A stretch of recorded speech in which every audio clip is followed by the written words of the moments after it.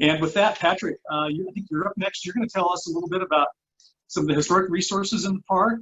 We have a small project at one of those. So, Patrick, welcome. Thanks for spending some time with us. Yeah, thank you. Again, my name is Patrick Taylor. I'm the Chief of Interpretation and Education here at Death Valley.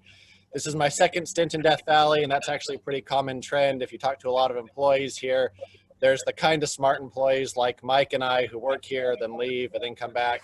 Then there's the really smart employees like Kevin Wilson, you'll talk to in a minute, David Blacker, who know just get here and stay here. But this is my second stint. I love it here. Mike talked about all the diversity and just a fantastic park, and we're going to highlight, at least in my presentation, a couple of those. So Katie is going to work some slides for me, and the first spot we're going to talk about is the Keane Wonder Mine. So if you can go ahead to the next slide, that's the photograph. So the Keane Wonder Mine is one of the more important historic sites in the park. It's a gold mining camp, and that's actually unique in Death Valley. You know, a lot of people, when they think of a mining site, gold is the only mineral they really associate with it. But there's quite a few minerals out there in Death Valley. You know, borax was probably really the most economically important one that drove a lot of the policies and decisions of the park. However, we do have Keane Wonder. That's a pretty cool mine. The gold was discovered there in 1904 by a man named Jack Keane, and it was so wonderful that they named it the Keane Wonder Mine.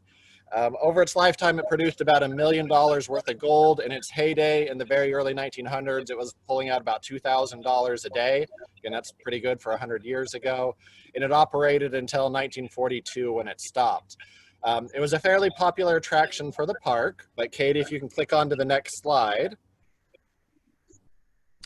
It was a fairly popular attraction to the park, but you can get an idea with buildings like that, when they're left all alone, problems might start to arise. And so in 2007, the site was shut down for some restoration work that primarily involved stabilizing some of the buildings. There was a lot of soils out there that needed to be sampled. As a lot of you probably know, when they're extracting the minerals, they use things like mercury that aren't necessarily great to have blowing around when people are recreating in it.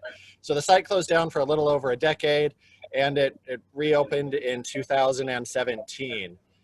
One of the reasons this site is so popular is because of how accessible it is to the general public. It's so close to major roads.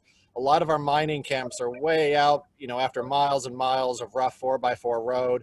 So they're fairly well protected just by their location, but Keane Wonder Mine was different. So its accessibility attracted people to it. There were the safety concerns we closed it down for. We mitigated most of those, but when we opened, we realized one of the problems we ran into was just the basic navigation. So Katie, if you can click over to the next slide. Hopefully you can all see it in this photo. Way down on the left side, if you're seeing it the same way I am, you can see the parking lot. So it's a little light tan colored section. There's a couple of vehicles parking in it. Then there's these trails that start to switch back up along the mountain. And these two towers you can see in front of you are actually one of the main defining features at Keane Wonder Mine. It's the aerial tramway they would use like a ski lift to move the minerals and the ore down the mountain, and probably some of the men up the mountain when they were going to work shifts in the day. So those were stabilized. And once you get up on the hillside, it's fairly clear what the trails are that the visitors should follow. But way back at the beginning, near the parking lot, people don't necessarily see that trail. So they park and just go whichever direction they feel like going.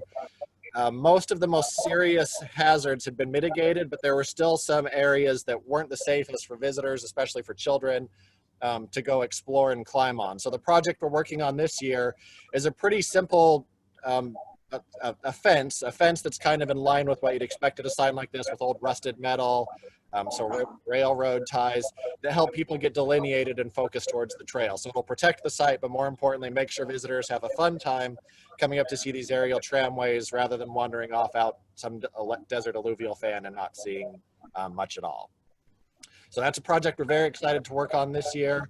It's a neat collaborative project. Of course, all of our projects involve different members of the staff, but this one in particular, it's got members of interpretation, members of maintenance, members of resources, all kind of contributing in different ways to make sure it helps everybody the most.